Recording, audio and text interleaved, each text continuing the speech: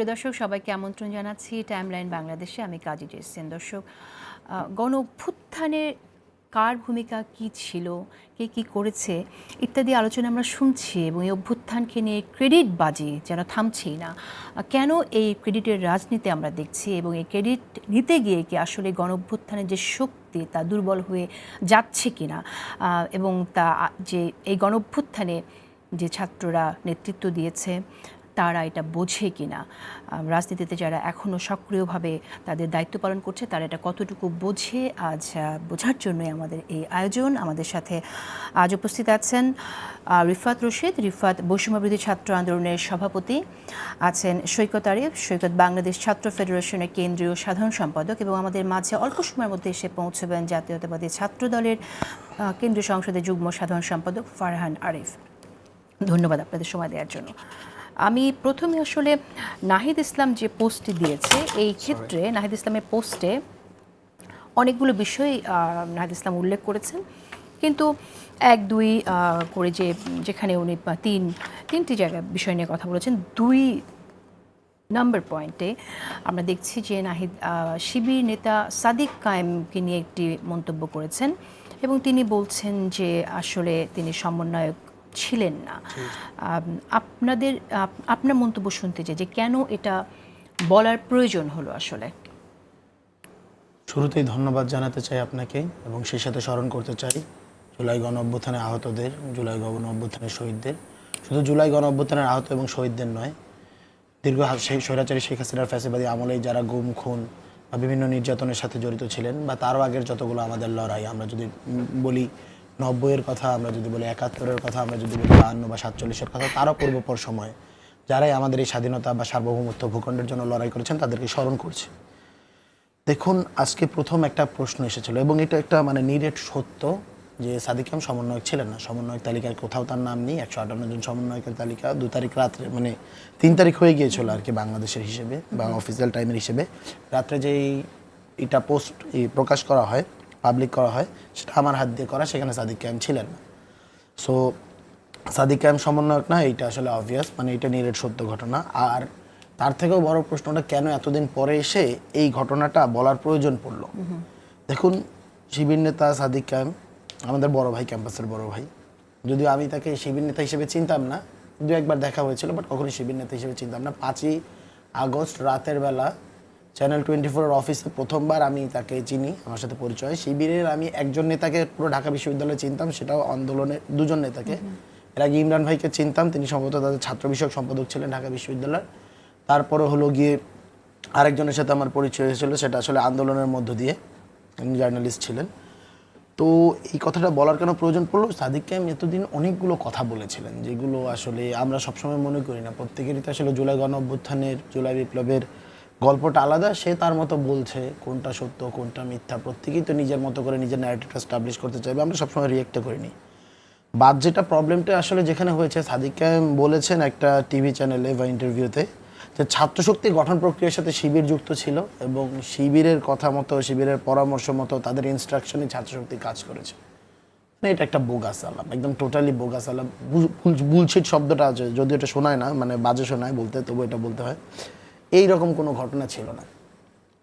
ছাত্রশক্তি গঠন প্রক্রিয়াটা যদি আমি বলি, এটা আসলে 2টা গ্রুপ অফ পিপলের সাথে মোটা দাগে 2টা গ্রুপ অফ পিপলের এনগেজমেন্টে হয়েছিল। একটা, আমরা যারা ঢাকা বিশ্ববিদ্যালয়ে ছাত্র অধিকার পরিষদ করতাম, সেখানে আক্তার আকরাম কমিটি ছিল। পরবর্তীতে কাউন্সিল হয়ে বর্তমানে যে আসিফ মাহমুদ এবং আহনাফ সাইদ খান, আসিফ মাহমুদ বলতে গিয়ে বর্তমানে যিনি গিয়ে উপদেষ্টা, মাননীয় উপদেষ্টা, তার এই কমিটিটা যখন ছিল, আমরা একযোগে পদত্যাগ করি ছাত্র অধিকার পরিষদ ঢাকা বিশ্ববিদ্যালয় শাখা, পুরো প্যানেল। লেজর বৃত্তির যে অভিযোগ, সেই অভিযোগটা এনে আমরা পুরো প্যানেল পদত্যাগ করি। এবং সেই সাথে গুরুবার আড্ডা নামে একটা আড্ডা, সেটা মাহফুজ ভাই, নাহিদ ভাইরা চালাতেন। এইখানেও কিছু ছেলেমেয়েরা আসলে জড়ো হয়েছিল। তারা যেটা বলেন আর কি, যে তারা দীর্ঘদিন যাবৎ একটা ছাত্র সংগঠন করার লক্ষ্যে এই আড্ডাটা চালিয়েছেন। আমরা 2টা গ্রুপ অফ পিপল, যেহেতু আমাদের নতুন একটা ছাত্র সংগঠন করতে হবে, এবং মোটা দাগে গিয়ে নাহিদ ভাইও যদি বলি বা আসিফ ভাই, আক্তার ভাইয়ের কেন্দ্র করে তো আমরা রাজনীতিটা ক্যাম্পাসে করতাম। এটা সবাই আসলে 18-র প্রোডাক্ট। আমরাও পরবর্তীতে 18 আন্দোলনে যুক্ত ছিলাম, যদিও আমরা জুনিয়র ছিলাম। তো মোটা দাগে এটা যেহেতু 18-র আন্দোলন থেকে, কোটা আন্দোলন থেকে সবাই উঠে এসছে, তো বোঝাপড়ার জায়গা থেকে খুব একটা প্রবলেম ছিল না, এবং তাদের সাথে আমাদের একটা পরিচয় ছিল।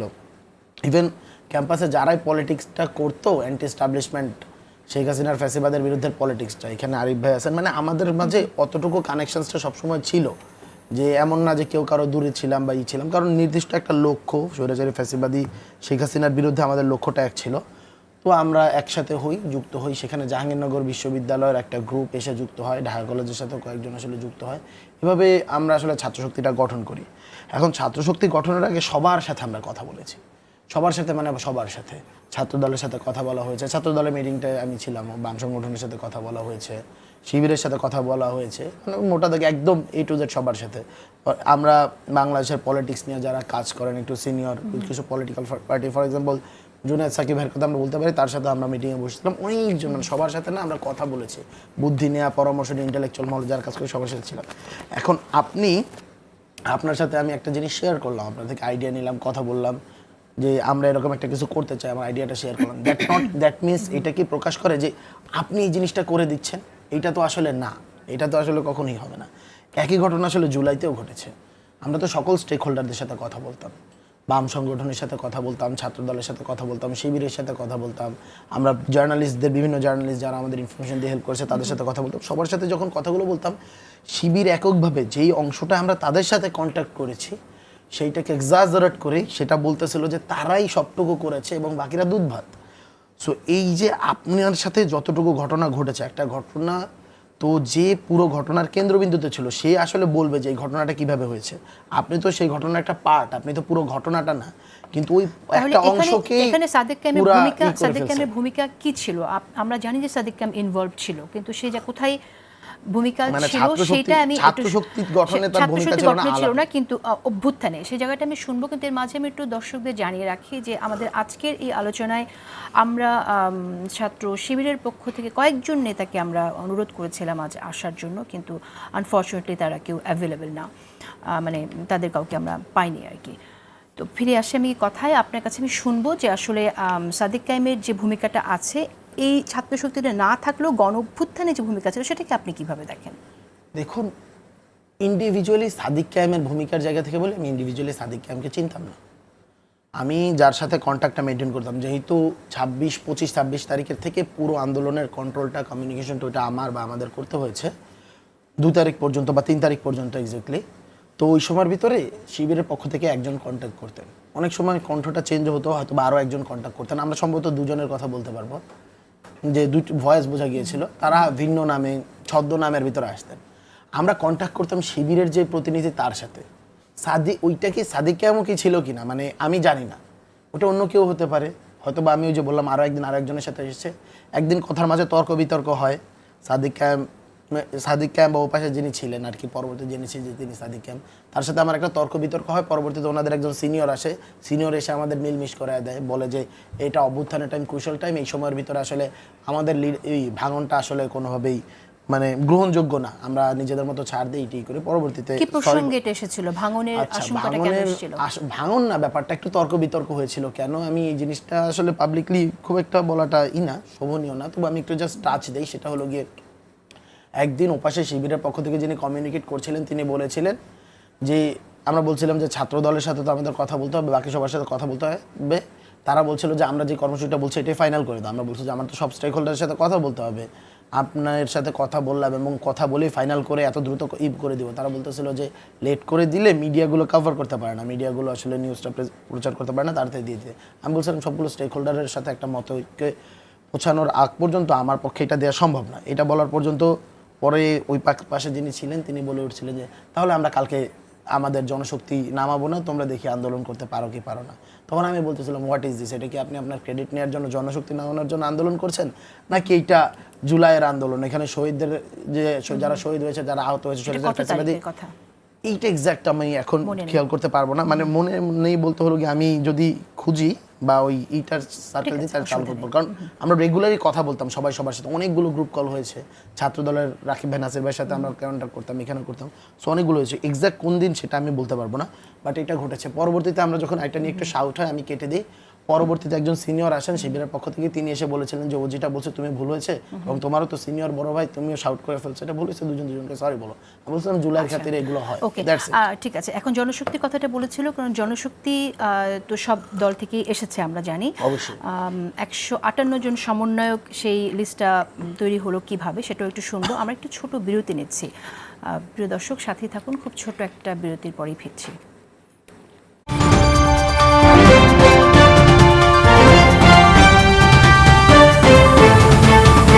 সময়ের থেকে এগিয়ে থাকাটাই তো স্মার্টনেস। ক্লায়েন্টের সাথে প্রথম বড় কাজ, সেলিব্রেট করলাম বন্ধুদের সঙ্গে, সেখানেও আমার কার্ডই ভরসা। থিয়েটারে যে ছেলেটা আমার মেকআপ করতো, ওকে দিয়েছিলাম আমার ব্যাংকটার খোঁজ। এসএমই লোন নিয়ে দেশের বাড়িতেই দেখতে দেখতে দারুণ একটা খামার গড়ে তুললো। আমার গ্রামটায় পৌঁছে গেছে আমার ব্যাংক, মানুষ এখন দূর শহরে যায় না ব্যাংকিং এর জন্য। আর এদিকে দেশের কর্পোরেট সেক্টর যতটা এগিয়েছে, সেটাও আমার ব্যাংকটার জন্যই। আজকাল দেশে বিদেশে ফ্লাইট ওঠার আগেও আমার ব্যাংকটার আতিথ্য গ্রহণ করি। ও ভুলেই গিয়েছিলাম ফান্ড ট্রান্সফারের কথা। ইউনাইটেড কমার্শিয়াল ব্যাংক পিএলসি 4 দশক পেরিয়ে সময়ের থেকে এগিয়ে, একসাথে এক পথে।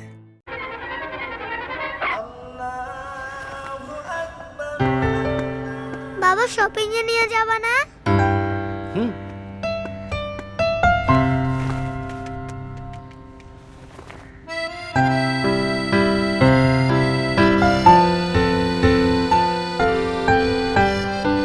চার দশকেরও বেশি সময় ধরে ইউসিবি ব্যাংক, যার শরিয়া ভিত্তিক আধুনিক ইসলামী ব্যাংকিং ইউসিবি তাকওয়া, আগামী প্রজন্মের অনুপ্রেরণা, একসাথে এক পথে। সময়ের থেকে এগিয়ে থাকাটাই তো স্মার্টনেস। ক্লায়েন্টের সাথে প্রথম বড় কাজ, সেলিব্রেট করলাম বন্ধুদের সঙ্গে, সেখানেও আমার কার্ডই ভরসা। থিয়েটারে যে ছেলেটা আমার মেকআপ করতো, ওকে দিয়েছিলাম আমার ব্যাংকটার খোঁজ। এসএমই লোন নিয়ে দেশের বাড়িতেই দেখতে দেখতে দারুণ একটা খামার গড়ে তুললো। আমার গ্রামটায় পৌঁছে গেছে আমার ব্যাংক, মানুষ এখন দূর শহরে যায় না ব্যাংকিং এর জন্য। আর এদিকে দেশের কর্পোরেট সেক্টর যতটা এগিয়েছে, সেটাও আমার ব্যাংকটার জন্যই। আজকাল দেশে বিদেশে ফ্লাইট ওঠার আগেও আমার ব্যাংকটার আতিথ্য গ্রহণ করি। ও ভুলেই গিয়েছিলাম ফান্ড ট্রান্সফারের কথা। ইউনাইটেড কমার্শিয়াল ব্যাংক পিএলসি 4 দশক পেরিয়ে সময়ের থেকে এগিয়ে, একসাথে এক পথে।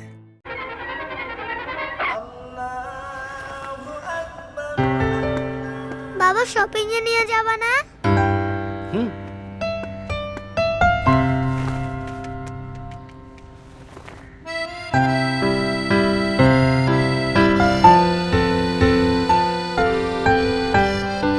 চার দশকেরও বেশি সময় ধরে ইউসিবি ব্যাংক, যার শরিয়া ভিত্তিক আধুনিক ইসলামী ব্যাংকিং ইউসিবি তাকওয়া, আগামী প্রজন্মের অনুপ্রেরণা, একসাথে এক পথে। সময়ের থেকে এগিয়ে থাকাটাই তো স্মার্টনেস। ক্লায়েন্টের সাথে প্রথম বড় কাজ, সেলিব্রেট করলাম বন্ধুদের সঙ্গে, সেখানেও আমার কার্ডই ভরসা। থিয়েটারে যে ছেলেটা আমার মেকআপ করতো, ওকে দিয়েছিলাম আমার ব্যাংকটার খোঁজ। এসএমই লোন নিয়ে দেশের বাড়িতেই দেখতে দেখতে দারুণ একটা খামার গড়ে তুললো। আমার গ্রামটায় পৌঁছে গেছে আমার ব্যাংক, মানুষ এখন দূর শহরে যায় না ব্যাংকিং এর জন্য। আর এদিকে দেশের কর্পোরেট সেক্টর যতটা এগিয়েছে, সেটাও আমার ব্যাংকটার জন্যই। আজকাল দেশে বিদেশে ফ্লাইট ওঠার আগেও আমার ব্যাংকটার আতিথ্য গ্রহণ করি। ও ভুলেই গিয়েছিলাম ফান্ড ট্রান্সফারের কথা। ইউনাইটেড কমার্শিয়াল ব্যাংক পিএলসি 4 দশক পেরিয়ে সময়ের থেকে এগিয়ে, একসাথে এক পথে।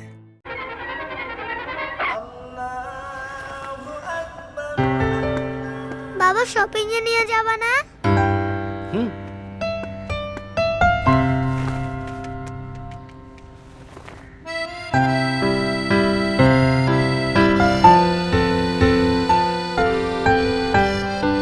চার দশকেরও বেশি সময় ধরে ইউসিবি ব্যাংক, যার শরিয়া ভিত্তিক আধুনিক ইসলামী ব্যাংকিং ইউসিবি তাকওয়া, আগামী প্রজন্মের অনুপ্রেরণা, একসাথে এক পথে। সময়ের থেকে এগিয়ে থাকাটাই তো স্মার্টনেস। ক্লায়েন্টের সাথে প্রথম বড় কাজ, সেলিব্রেট করলাম বন্ধুদের সঙ্গে, সেখানেও আমার কার্ডই ভরসা। থিয়েটারে যে ছেলেটা আমার মেকআপ করতো, ওকে দিয়েছিলাম আমার ব্যাংকটার খোঁজ। এসএমই লোন নিয়ে দেশের বাড়িতেই দেখতে দেখতে দারুণ একটা খামার গড়ে তুললো। আমার গ্রামটায় পৌঁছে গেছে আমার ব্যাংক, মানুষ এখন দূর শহরে যায় না ব্যাংকিং এর জন্য। আর এদিকে দেশের কর্পোরেট সেক্টর যতটা এগিয়েছে সেটাও আমার ব্যাংকটার জন্য। আজকাল দেশে বিদেশে ফ্লাইট ওঠার আগেও আমার ব্যাংকটার আতিথ্য গ্রহণ করি।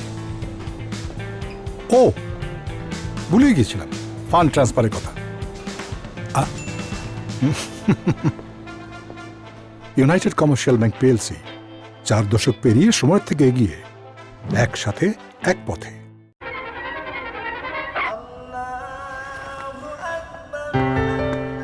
বাবা শপিং এ নিয়ে যাবা না?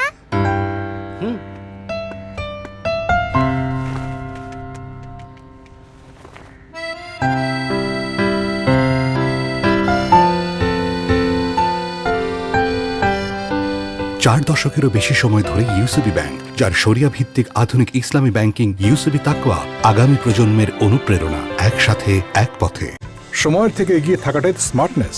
ক্লায়েন্টের সাথে প্রথম বড় কাজ সেলিব্রেট করলাম বন্ধুদের সঙ্গে, সেখানেও আমার কার্ডই ভরসা। থিয়েটারে যে ছেলেটা আমার মেকআপ করতো, ওকে দিয়েছিলাম আমার ব্যাংকটার খোঁজ। এসএমই লোন নিয়ে দেশের বাড়িতে দেখতে দেখতে দারুণ একটা খামার গড়ে তুলল। আমার গ্রামটায় পৌঁছে গেছে আমার ব্যাংক, মানুষ এখন দূর শহরে যায় না ব্যাংকিং এর জন্য। আর এদিকে দেশের কর্পোরেট সেক্টর যতটা এগিয়েছে সেটাও আমার ব্যাংকটার জন্য। আজকাল দেশে বিদেশে ফ্লাইট ওঠার আগেও আমার ব্যাংকটার আতিথ্য গ্রহণ করি। ও ভুলেই গিয়েছিলাম ফান্ড ট্রান্সফারের কথা। ইউনাইটেড কমার্শিয়াল ব্যাংক পিএলসি 4 দশক পেরিয়ে সময়ের থেকে এগিয়ে, একসাথে এক পথে।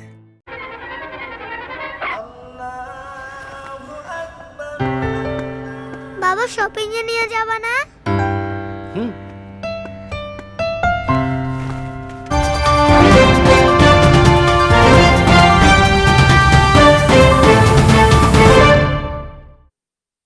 প্রিয় দর্শক, আপনারা দেখছেন টাইমলাইন বাংলাদেশ। ধন্যবাদ সবাইকে আমাদের সাথে থাকার জন্য। দর্শক, আমাদের মাঝে এসে উপস্থিত হয়েছেন ফারহান আরিফ। ফারহান জাতীয়তাবাদী ছাত্র দলের যুগ্ম সাধারণ সম্পাদক কেন্দ্রীয় সংসদের।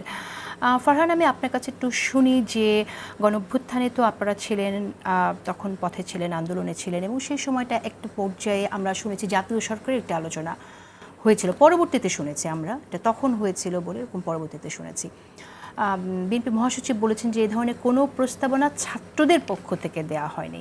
একটু খুলে বলবেন আসলে যে মিসিং গ্যাপটা কোথায়? ওকে, ধন্যবাদ। আমাকে যারা দেখছেন এবং আপনার সহ-আলোচক যারা আছেন সকলকে ধন্যবাদ জানাচ্ছি। আপনাকে ধন্যবাদ। জাতীয় সরকারের প্রস্তাবনাটা নিয়ে যেহেতু কথা আসছে, গত কয়েকদিন আগে বিএনপি মহাসচিব আমাদের জনাব মির্জা ফখরুল ইসলাম আলমগীর বলেছেন যে এটা ছাত্রদের মাধ্যমে তার কাছে বিএনপির কাছে পৌঁছায়নি। তো এখানে জাতীয় সরকারের আমরা যদি একটু পেছনে যাই তাহলে আমরা দেখব যে আপনার যখন আমরা ফ্যাসিবাদ বিরোধী যে আন্দোলনটা আমরা শুরু করি এবং আমাদের সাথে যে সকল রাজনৈতিক সংগঠনগুলো বিএনপির সাথে যুগপৎ আন্দোলনে আপনার অংশগ্রহণ করে, তাদের প্রত্যেকেরই একটা কমন প্ল্যাটফর্ম ছিল যে আওয়ামী লীগ সর্বশেষ 15 বছরে রাষ্ট্র কাঠামোকে যেভাবে ধ্বংস করে দিয়েছে, এখান থেকে উত্তরণের জন্য একটা জাতীয় ঐক্যের দরকার আছে।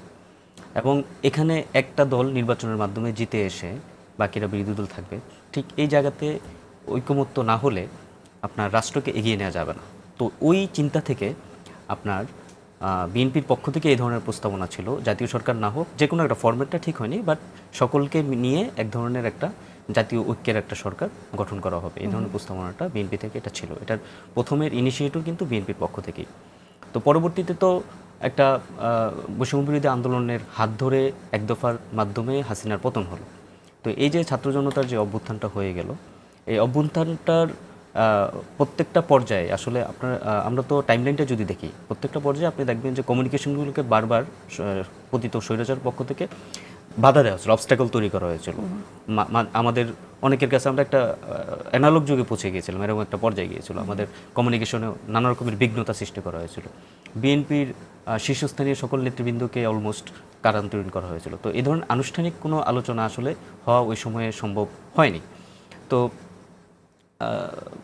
এনসিপির যে আহ্বায়ক জনাব নাহিদ ইসলাম, উনি যেই কথাটা বলেছেন এটা আমাদের কাছে একটু নতুন, এবং বিএনপির মহাসচিব যেটা বলেছেন সেটাও ধরেন একটা নতুন ডাইমেনশন তৈরি করেছে। কিন্তু বাস্তবে আসলে হয়েছে কি, আমরা যতদূর শুনেছি সেটা যেহেতু এটা একেবারে জাতীয় রাজনীতির আপার লেভেলের ব্যাপার, আমার পক্ষ থেকে এখান থেকে হয়তো বা সেটার কংক্রিট ইনফরমেশন আপনাকে আমি দিতে পারবো না। সো আমি যেটা আমার অবজারভেশন থেকে বলতে পারি সেটা হচ্ছে যে আপনার ছাত্রদেরকে যখন আমরা যেটা জানি যে 5 তারিখে একটা চ্যানেলে তাদের সাথে একটা আমাদের বিএনপির ভারপ্রাপ্ত চেয়ারম্যান জনাব তারেক রহমানের সাথে তাদের একটা বৈঠক হয়েছে এবং সেখানে তারা এই প্রস্তাবনাটা দিয়েছে।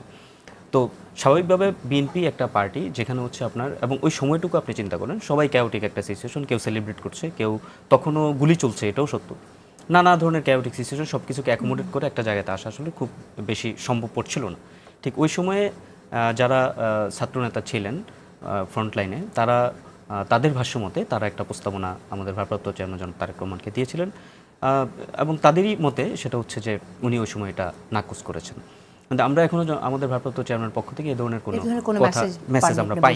ঠিক আছে, তবে আমি এখানে একটু বলি, সেটা হচ্ছে যে যদি সেটা দেওয়াও থাকে, আমাদের যেটা বাস্তবতা ছিল, আপনি হয়তো বলতে পারেন যে জাতীয় সরকারের যে প্রস্তাবনা এটা তো বিএনপি আগে থেকে বলে আসছে, জাতীয় ঐক্যের কথাটা বলে আসছে, কিন্তু সেক্ষেত্রে বিএনপি নাকচ করে দেওয়ার কি আসলে কোনো লজিক আছে কিনা?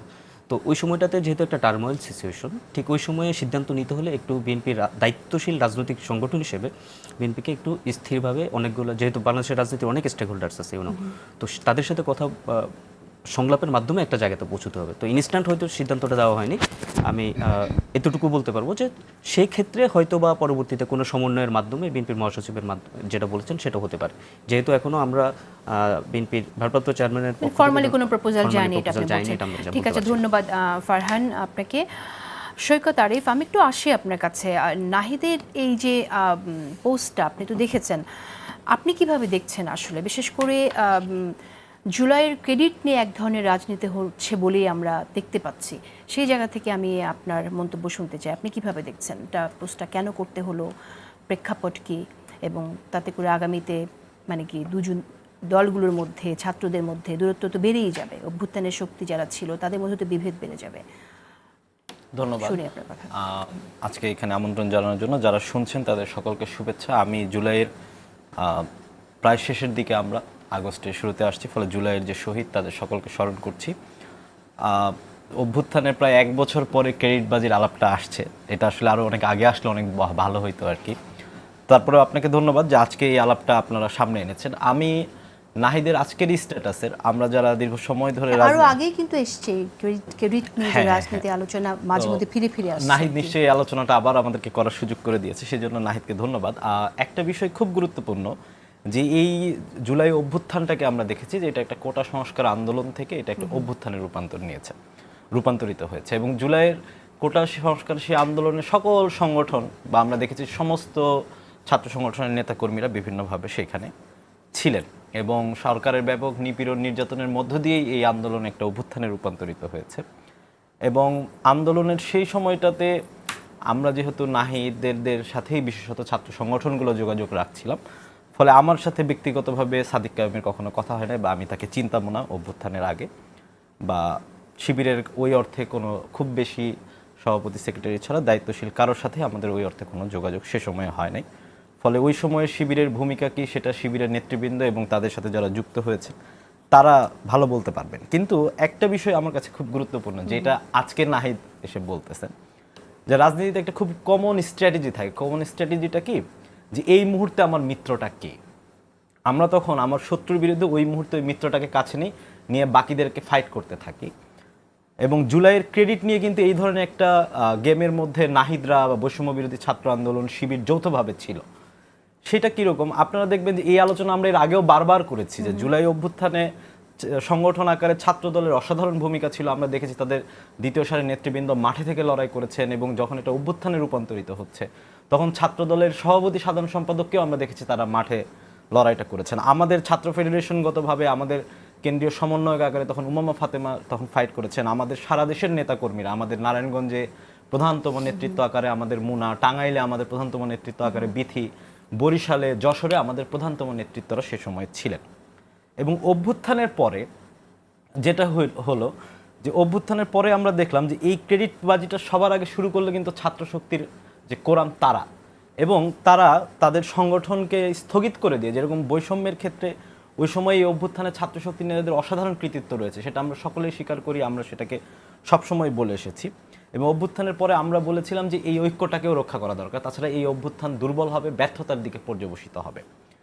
তো যে কথাটা বলছিলাম যে ওই সময়টাতে ছাত্র শিবির যেহেতু এর আগে গুপ্তভাবে কাজ করেছে এবং দীর্ঘ সময় পর্যন্ত আমরা ছাত্র শিবিরের নেতৃত্ব কেউ চিনি না, এবং আমি নিশ্চিত যে রিফাতও যেটা বললেন যে উনিও চিনতেন না বা জেলা পর্যায়ে যারা আছেন তাদেরকেও আমরা চিনি না। বৈষম্য বিরোধী ছাত্র আন্দোলন তখন অভ্যুত্থানের সকল মত পথ ছাত্র সংগঠনের নেতাকর্মীরা যে প্ল্যাটফর্মে এসে যুক্ত হলেন, হঠাৎ করে অভ্যুত্থানের পরে বৈষম্য বিরোধী ছাত্র আন্দোলনের নেতৃত্ব বিশেষত এটার উপর যে নিয়ন্ত্রণ নিয়েছিলেন যারা, যে ছাত্র শক্তির কোরাম, তারা নিয়ম করলেন যে অভ্যুত্থানের সাথে যুক্ত হলেও অভ্যুত্থানের অন্য সংগঠনের কোনো নেতৃত্ব আর এখানে থাকতে পারবেন না। এটার নিয়ম আকারে তারা যেটা আনলেন যে তাদেরকে তাহলে তাদের সই ছাত্র সংগঠন ছেড়ে এখানে আসতে হবে। এবং আমরা দেখলাম যে যেহেতু বেশিরভাগ ছাত্র সংগঠনের নেতাকর্মীরাই, বিশেষত আমরা যারা দীর্ঘ ফ্যাসিবাদের বিরুদ্ধে লড়াই করেছি, আমাদের নেতাকর্মীরা এটাতে আগ্রহী ছিলেন না। ফলে এই যে একটা সিস্টেমেটিকভাবে তারা বৈষম্য বিরোধী ছাত্র আন্দোলন থেকে জুলাই অভ্যুত্থানের অন্যান্য ছাত্র সংগঠনের নেতাকর্মীরা যারা জীবনের ঝুঁকি নিয়ে লড়াই করেছেন তাদেরকে সেখান থেকে বের করে দিলেন। এবং এই ক্ষেত্রে কিন্তু শিবির এবং বৈষম্য বিরোধী ছাত্র আন্দোলনের একটা অসাধারণ ঐক্য ছিল। এবং আপনি দেখবেন যে এই পুরো সময়টাতে আমরা 28 ডিসেম্বর 28টা ছাত্র সংগঠন একটা বৈঠক করেছিলাম, কারণ বৈষম্য বিরোধী ছাত্র আন্দোলনের প্রথম বৈঠকে 12ই আগস্টের প্রথম বৈঠকে আমরা প্রস্তাবনা করেছিলাম যে বৈষম্য বিরোধী ছাত্র আন্দোলন যেহেতু সকলের প্ল্যাটফর্ম, আমরা সকলে মিলে থাকি এবং এই অভ্যুত্থানে যে আজকে আমাদেরকে জাতীয় সনদ নিয়ে কথা বলতে হচ্ছে, এটা কারণ হচ্ছে অভ্যুত্থানের আগে এইটার রাজনৈতিক লক্ষ্য কি সেটা আমরা নির্ধারণ করি নাই, ফলে অভ্যুত্থানের পরে সেটি আমরা নির্ধারণ করছি। আমরা তখন বলেছিলাম যে আমরা সকলে মিলে এটার একটা ঐক্যমত্যের জায়গা তৈরি করতে পারি।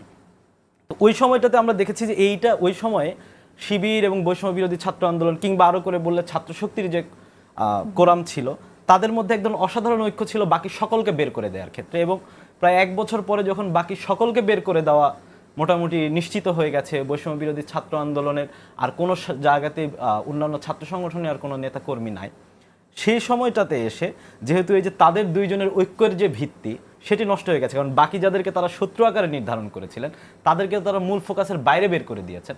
ফলে এইটা এখন তাদের নিজেদের মধ্যকার যুদ্ধে পরিণত হয়েছে। সাদিক কায়ুম অভ্যুত্থানে তার কী ইয়ে ছিল আমি এটা ব্যক্তিগতভাবে যেহেতু জানি না, আমি সেটি নিয়ে মন্তব্য করব না, কিন্তু এই আলাপ আলোচনাগুলো তো দীর্ঘ সময় ধরেই হচ্ছিল। মানে শিবির এখানে বলছে এই অভ্যুত্থানে তার অসাধারণ কৃতিত্ব আছে, আমরা সেটা খুব বেশি চোখে দেখি নাই।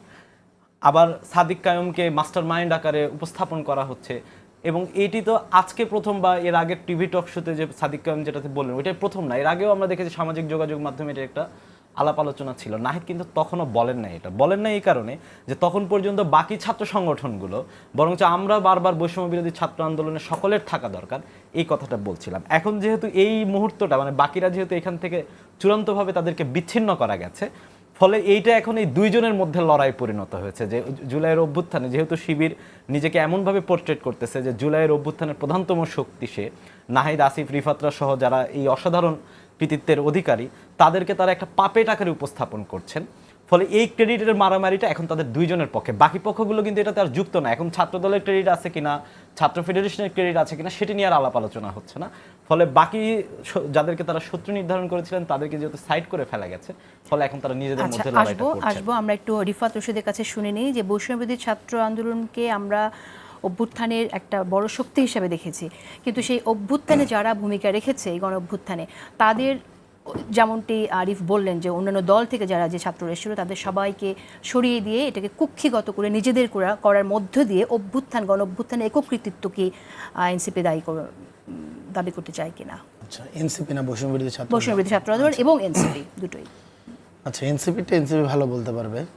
তো আমি যদি বৈষম্য বিরোধী ছাত্র আন্দোলনের জায়গা থেকে যদি বলি, ওই সময় অনেকগুলো কেওয়াস এসেছে, যেহেতু আন্দোলনের নেতৃত্ব একদম কোর জায়গাটায় ছাত্র শক্তির যারা ছিল তারাই বেশি ছিল, এবং বেশি ছিল বলতে মানে মোটা দাগে তারাই ছিল আর কি, যাদেরকে আসলে ক্যামেরায় দেখা গিয়েছে। মানে আন্দোলনের তো অনেকটা গুরুত্ব করে যে কে কতটুকু এক্সপোজার পেল, ওইটাও তো একটা বড় ফ্যাক্টর, যেহেতু তাদেরকে দেখা গিয়েছে, তাদেরকে পোর্ট্রে করা হয়েছে। সো ওই সময় সবাই ছাত্র শক্তি পুরা একটা একক ছাত্র সংগঠন হিসেবে পুরো গণ অভ্যুত্থানকে খেয়ে ফেলবে এরকম একটা আলাপ না পুরো ক্যাম্পাস সব পুরো পলিটিক্যাল পেরিফেরিতে চালু ছিল।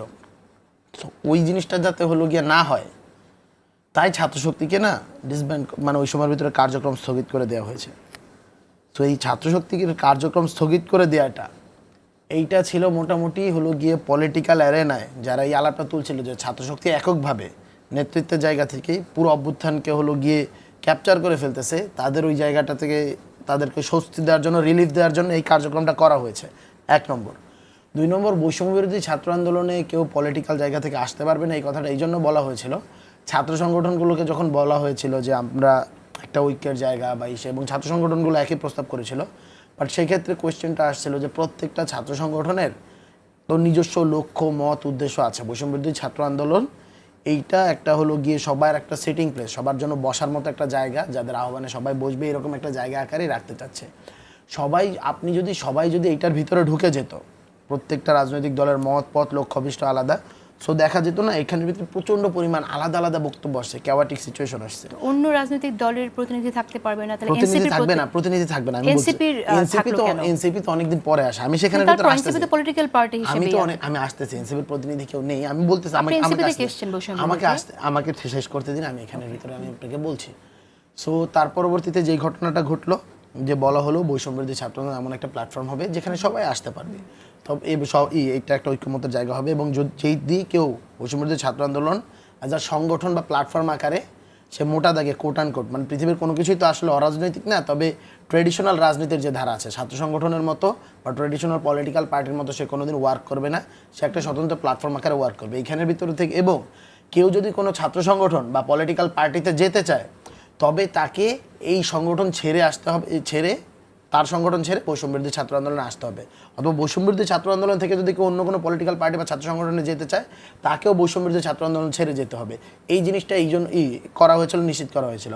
অনেক ছাত্র সংগঠন, অনেক ছেলেমেয়েরা এখানের ভিতরে আসেনি এমন নয়। ফর এক্সাম্পল, ফেডারেশন ছেড়ে হলো মোহাম্মদ ফাতেমা আপু এখানে এসেছেন, এবং টপ 4টা পোস্টের একটা পোস্টও তিনি পেয়েছেন।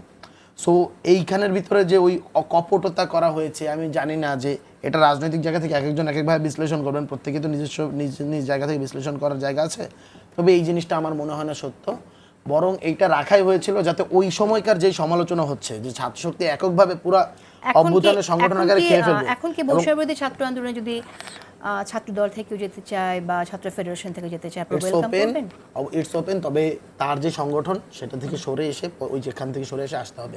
আমি যখন নির্বাচনের তাকে কি পদ দেওয়া হবে, নির্বাচনের প্রক্রিয়া কি হবে, সে কি এসে যদি সভাপতি হতে চায় সে হতে পারবে? সভাপতি যখন পরবর্তী কাউন্সিল হবে সে অংশগ্রহণ করবে, আজকে এসে তো সে সভাপতি হতে পারবে না। এটার কোনো নিয়ম আছে কিনা যে তাকে এতদিন সদস্য থাকতে হবে তারপর সে সভাপতি? দেখুন, বৈষম্য বিরোধী ছাত্র আন্দোলনে আমরা যখন নতুন যে কমিটি, সেই কমিটি ঘোষণার সময় আমরা বলেছিলাম যে সকল রাজনৈতিক দল, ছাত্র সংগঠন এবং যারা হলো গিয়ে জুলাইকে ঘিরে উঠে যে প্ল্যাটফর্মগুলো গড়ে উঠেছে সবার সাথে আমরা বৈষম্য বিরোধী ছাত্র আন্দোলনের পরবর্তী কার্যবিধি এবং তাদের যে রূপরেখা এবং একই সাথে ইশতেহার কীরকম হবে, গঠনতন্ত্র কীরকম হবে, সেগুলো নিয়ে আমরা কথা বলবো।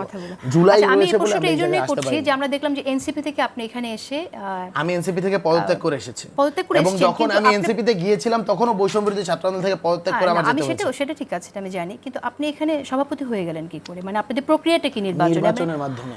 এখন আপনাদের ওখানে নির্বাচনের মাধ্যমে, তো বাইরের একটি দলের ওখানে ক্যান্ডিডেট হতে পারবে সভাপতি পদে, এরকম সম্ভব? আমি আপনাকে বলছি আন্দোলনটা কিভাবে, মানে এই নির্বাচন প্রক্রিয়াটা কিভাবে হয়েছে। প্রথম কমিটির দিকে আমাদের একটু গোড়ার দিকে যেতে হবে। প্রথম যে কমিটিটা, সেই কমিটি ইসের সময় তৈরি করার সময় 158 জন সমন্বয়কের যে তালিকা, তাদের সাথে বারবার করে বসা হয়েছে। বসার পরে যেই 4 জনকে সিলেক্ট করা হয়েছে, সেটা তাদের কনসেন্টের ভিত্তিতে তারা ওই সময়ের ভিতরে তাদের থেকে হানা ভোট নেওয়া হয়েছিল। মোটা থেকে না ভোট কোনো আসে নাই, সেভাবে হা ভোটের ভিত্তিতে সবাই ওই সময়ের ভিতরে যে 4 জন অর্গানোগ্রাম, হাসনাত আবদুল্লাহ, আরিফ সাইল, মোহাম্মদ ফাতেমা এবং আব্দুল হান্নান মাসুদ, এই 4 জনের কমিটিটা এসেছিল। পরবর্তীতে সেই কমিটি সবার সাথে কথা বলে একটা এক্সিকিউটিভ কমিটি, সেই কমিটির লেজিটিমেসি ছিল 158 জন সমন্বয়ক, তাদের হলো গিয়া কনসেন্ট। পরবর্তীতে এই কমিটি আসা হয় এবং এই কমিটি সকল স্টেক হোল্ডার, মোটা দাগে সকল স্টেক হোল্ডারদের সাথে নিয়ে তারা একটা এক্সিকিউটিভ কমিটি গঠন করে এবং এই এক্সিকিউটিভ কমিটি দীর্ঘদিন বৈষম্য বিরোধী ছাত্র আন্দোলন পরিচালনা করে। পরবর্তীতে যখন হলো গিয়ে আমার প্রশ্নটা আমি শেষ করছি, এখনই চলে আসছি। এই যে এক্সিকিউটিভ কমিটি গঠন হয়েছে, যেখানের ভিতরে আগের 4 জন অর্গানোগ্রাম ছিলেন, তাদের ভোটাধিকারের ভিত্তিতে নতুন যে কমিটি, সেই কমিটিটি এসেছে। সো এইটার লেজিটিমেসি আসলে ওই যে 158 জন যে সমন্বয়, তাদের যারা আসলে অভ্যুত্থানের ইনিশিয়াল যেই ফেস বা ইনিশিয়াল যে ডকুমেন্টেশনে যাদের নামগুলো আসে তারাই আসলে কিন্তু একটি দলের সভাপতি পদের জন্য প্রার্থী হতে এটা দল না, platform। প্ল্যাটফর্মের সংগঠনের সভাপতি পদের জন্য বা জেনারেল সেক্রেটারি বা আপনার এক্সিকিউটিভ কমিটিতে কারা ইলেকশন করবে, কাদের নাম election প্রস্তাবে, তারা ওখানকার সদস্য না হয়ে আরেকটি দলের সদস্য সেখানকার সভাপতি পদে আসলো এবং সে সভাপতি হয়ে গেল। এখানে একটু বলি, উমামা আচ্ছা, ফাতেমা আচ্ছা, একটি কথা আচ্ছা, বলেছে যে এই সংগঠনের কারা কোন পদে থাকবে সেটা হেয়ার রোড থেকে বলা হয়। এই প্রশ্নটার উত্তর আমি আপনার কাছে নেব, তবে তার আগে একটা ছোট বিরতি নিচ্ছি। দর্শক সাথেই থাকুন, খুব ছোট একটা বিরতিতে যাচ্ছি।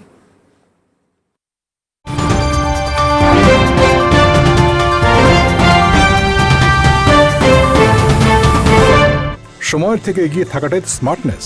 ক্লায়েন্টের সাথে প্রথম বড় কাজ, সেলিব্রেট করলাম বন্ধুদের সঙ্গে, সেখানেও আমার কার্ডই ভরসা।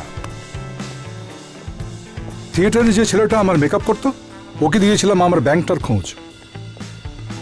এসএমই লোন নিয়ে দেশের বাড়িতেই দেখতে দেখতে দারুণ একটা খামার গড়ে তুললো। আমার গ্রামটায় পৌঁছে গেছে আমার ব্যাংক, মানুষ এখন দূর শহরে যায় না ব্যাংকিং এর জন্য। আর এদিকে দেশের কর্পোরেট সেক্টর যতটা এগিয়েছে সেটাও আমার ব্যাংকটার জন্যই। আজকাল দেশে বিদেশে ফ্লাইট ওঠার আগেও আমার ব্যাংকটার আতিথ্য গ্রহণ করি। ও ভুলেই গিয়েছিলাম ফান্ড ট্রান্সফারের কথা। ইউনাইটেড কমার্শিয়াল ব্যাংক পিএলসি 4 দশক পেরিয়ে সময়ের থেকে এগিয়ে, একসাথে এক পথে।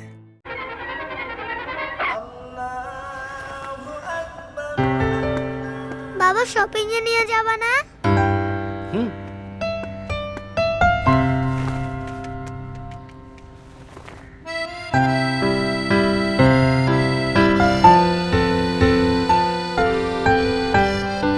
চার দশকেরও বেশি সময় ধরে ইউসিবি ব্যাংক, যার শরিয়া ভিত্তিক আধুনিক ইসলামী ব্যাংকিং ইউসিবি তাকওয়া আগামী প্রজন্মের অনুপ্রেরণা, একসাথে এক পথে।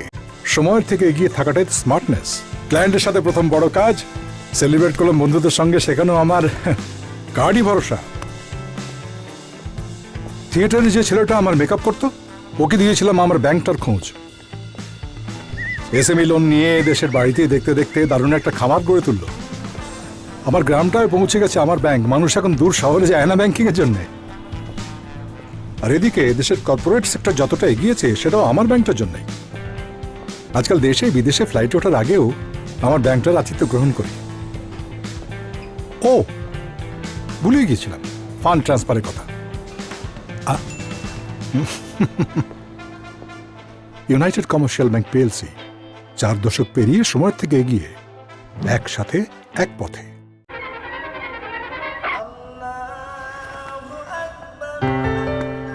বাবা শপিং এ নিয়ে যাবা না?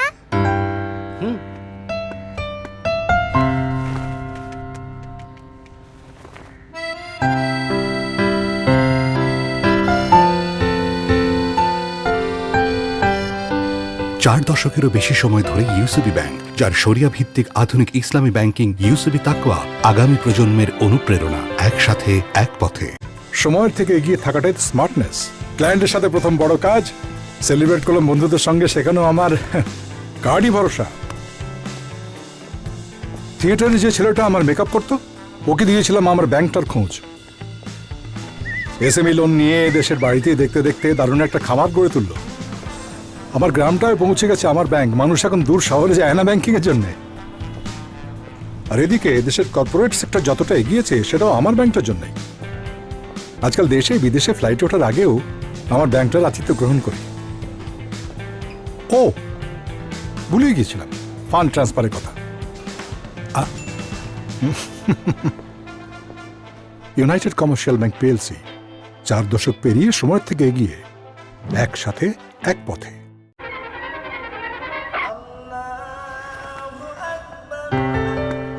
বাবা শপিং এ নিয়ে যাবা না?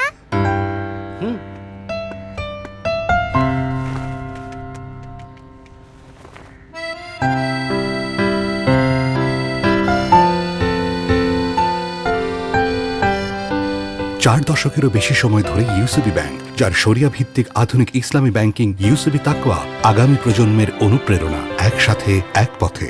সময়ের থেকে এগিয়ে থাকাটাই তো স্মার্টনেস। ক্লায়েন্টের সাথে প্রথম বড় কাজ, সেলিব্রেট করলাম বন্ধুদের সঙ্গে, সেখানেও আমার কার্ডই ভরসা।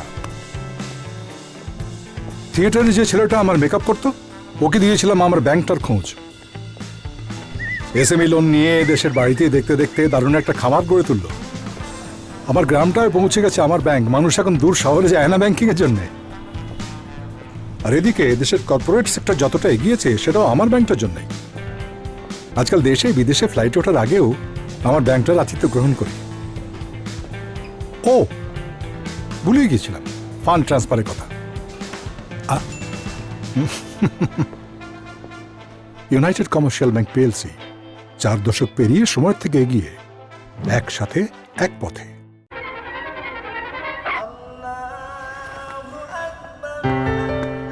বাবা শপিং এ নিয়ে যাবা না?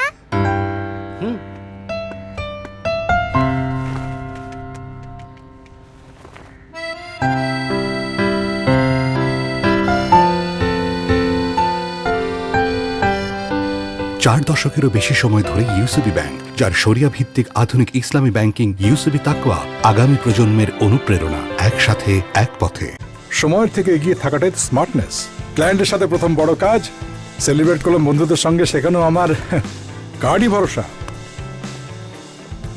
থিয়েটারে যে ছেলেটা আমার মেকআপ করতো, ওকে দিয়েছিলাম আমার ব্যাংকটার খোঁজ।